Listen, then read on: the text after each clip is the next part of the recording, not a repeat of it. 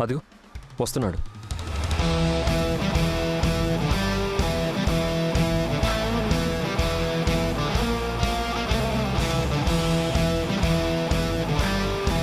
Hi. Hi Sirish.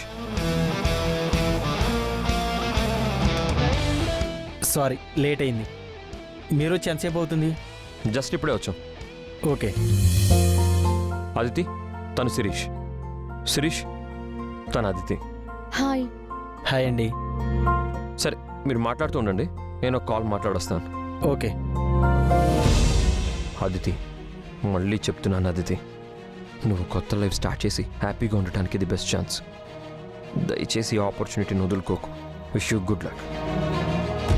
Okay okay Gautam, నువ్వు ఇంత చెప్పాక కాదంటానా? తనతో మాట్లాడి నేను చెప్తాను. నువ్వు phone మాట్లాడొచ్చేసి.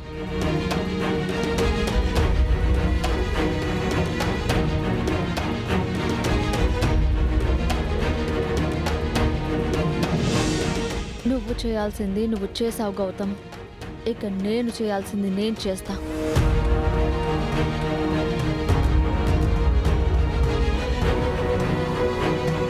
Sir order please sir. 2 cappuccino. Okay sir.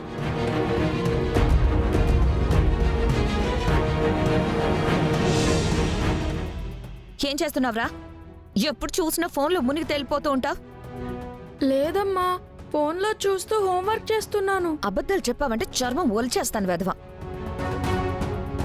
త్వరగా హోంవర్క్ పూర్తి చేసి రెడీ అవ్వు, స్కూల్కి టైం అవుతుంది.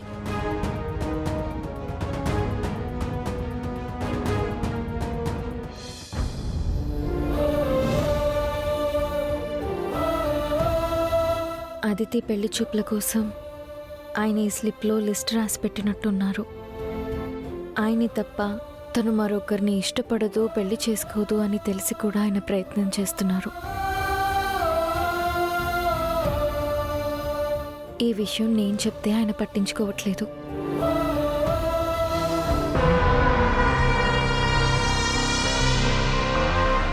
అహల్య గారితో పొద్దున మాట్లాడలేదు. నేను వచ్చేటప్పటికి అహల్య గారు నిద్ర లేవలేదు. టిఫిన్ చేశారో లేదో, టాబ్లెట్స్ వేసుకున్నారో లేదో ఒకసారి ఫోన్ చేసి అడగాలి. అత్త హోంవర్క్ చేసుకోవాలి. నీ స్మార్ట్ వాచ్ ఇస్తావా ప్లీజ్? హోంవర్క్కి వాచ్ ఎందుకు? వాచ్లో క్యాలిక్యులేటర్ ఉంటుంది కదత్త, మ్యాథ్స్ చేయాలి. సరే అక్కడ ఉంది, తీసుకో. థ్యాంక్స్ అత్తా.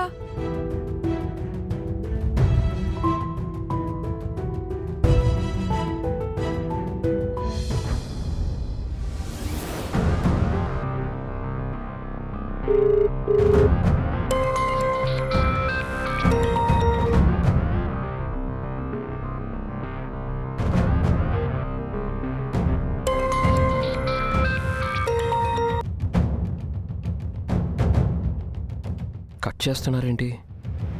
ఫోన్ చేస్తుంటే కట్ చేస్తున్నారేంటి?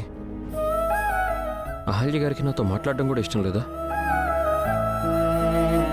నిన్న తనతో నేను మూడీగా ముభావంగా ఉన్నానని చెప్పి ఈరోజు తను నా మీద కోపం చలిగారా?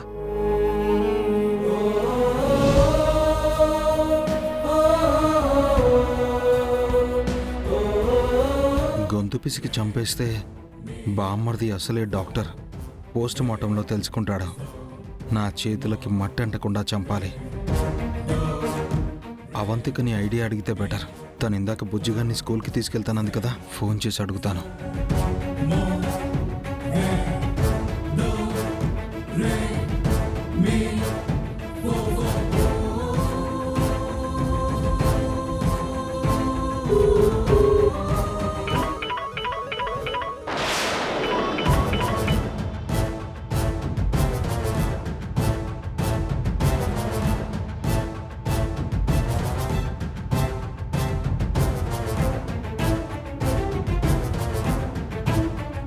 వాటితోనే కదా మీరు మా మావయ్య గారిని అరెస్ట్ చేయించి స్టేషన్లో పెట్టించి కోర్టుకు లాగారు.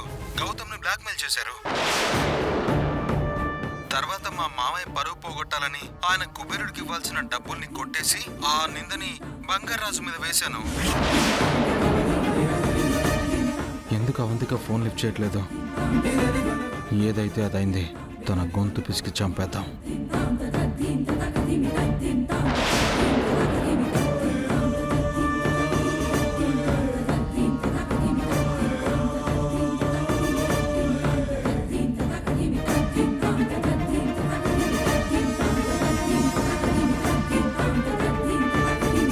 కార్తీక్, వాటితోనే కదా మీరు మా మావయ్య గారిని అరెస్ట్ చేయించి స్టేషన్లో పెట్టించి కోర్టుకు లాగారు, గౌతమ్ని బ్లాక్మెయిల్ చేశారు.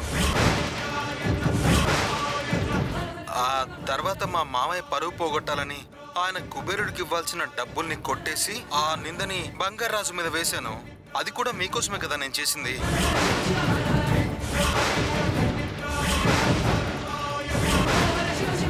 మీ అదితికి అడ్డున్న అహల్యని చంపమని చెప్పారు. ఇంద్ర అదితిల పెళ్లిలో జ్యూస్లో విషం కలిపి అహల్యకిచ్చాను.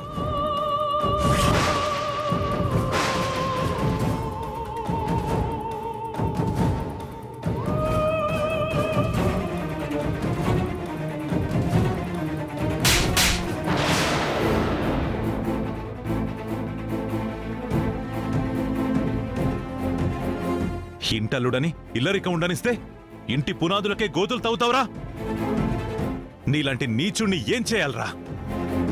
మోయ సారీ మోయ, మోయ నన్ను క్షమించండి మోయ, మోయ నన్ను క్షమించండి మోయ. క్షమించటానికి నువ్వు చేసింది చిన్న తప్ప. నిన్నే రోజైనా మా అల్లుడిగా చూసావా? కొడుకులా చూసాం. అలాంటి మాకు ద్రోహం చేస్తావా? ఏదో తెలియక చేశాను అత్తయ్య, బుద్ధి గడ్డి తించేశాను అత్తయ్య. ఛీ! గడ్డి తినే పశువులు కూడా నీలాగా ప్రవర్తించవు కదరా. మా పెద్ద కూతురు అవంతికని అల్లారు ముద్దుగా పెంచుకున్నావని నిన్ను ఇల్లరికం తెచ్చుకుని పోషిస్తుంటే నువ్వు చేసే పనులివా? రేయ్, నువ్వింత నీచుడు అనుకోలేదు.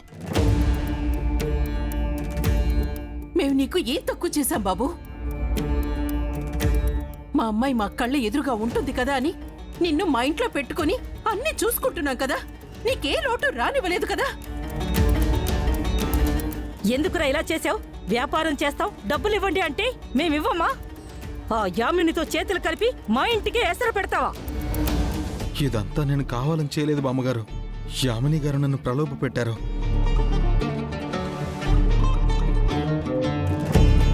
మా మీద ద్వేషంతో ఆవిడేదో చేస్తే దానికి నువ్వు వత్తాసు పలుకుతావా? నీ బుద్ధేవేంద్రా? కొంచెం కూడా కృతజ్ఞత లేకుండా తిన్నింటి వాసా లెక్క పెడతావా? అది నేను కాదు మావయ్య, నాకేదో దెయ్యం పట్టింది.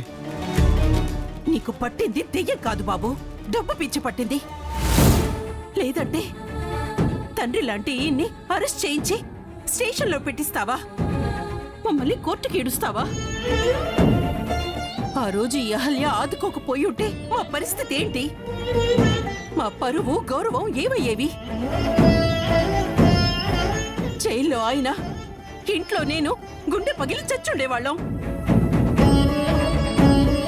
ఈ ఇంట్లో నమ్మకంగా పనిచేసిన కుబేరుడి చెల్లి పెళ్లికి నేను డబ్బు సమకూరిస్తే ఆ డబ్బుని కాచేసి బంగారాజు మీద నిందలు వేసి ఇంట్లో నుంచి గెంటేసేలా చేశావు.